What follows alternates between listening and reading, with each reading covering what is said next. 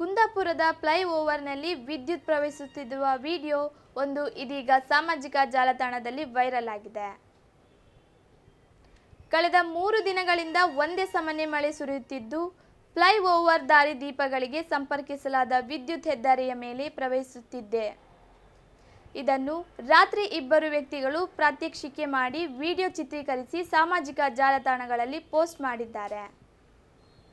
ದಶಕಗಳ ಕಾಲ ನಡೆದ ಈ ಫ್ಲೈಓವರ್ ಕಾಮಗಾರಿ ಹಲವಾರು ಪ್ರತಿಭಟನೆಗಳ ಬಳಿಕ ಪೂರ್ಣಗೊಂಡು ಬಳಿಕ ವಾಹನ ಸಂಚಾರಕ್ಕೆ ಅವಕಾಶ ನೀಡಲಾಗಿತ್ತು. ಆದರೆ ರಸ್ತೆ ಸಂಚಾರಕ್ಕೆ ಅವಕಾಶ ಕಲ್ಪಿಸಿದ ಬಳಿಕವೂ ದಾರಿದೀಪಗಳಿಗೆ ವಿದ್ಯುತ್ ಸಂಪರ್ಕ ಕಲ್ಪಿಸಿರಲಿಲ್ಲ. ಸಾರ್ವಜನಿಕರ ಹೋರಾಟದ ಬಳಿಕ ತರಾತುರಿಯಲ್ಲಿ 4 ತಿಂಗಳ ಹಿಂದಷ್ಟೇ ವಿದ್ಯುತ್ ಸಂಪರ್ಕ ನೀಡಲಾಗಿತ್ತು.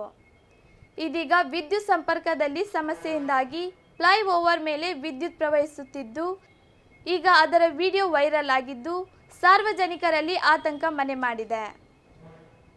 ಹೆಚ್ಚಿನ ಅನಾಹುತ ಸಂಭವಿಸುವ ಮೊದಲೇ ಸಂಬಂಧಪಟ್ಟ ಅಧಿಕಾರಿಗಳು ಈ ಬಗ್ಗೆ ತಕ್ಷಣ ಗಮನ ಹರಿಸಿ ಸಮಸ್ಯೆ ಪರಿಹರಿಸಬೇಕಾಗಿದೆ.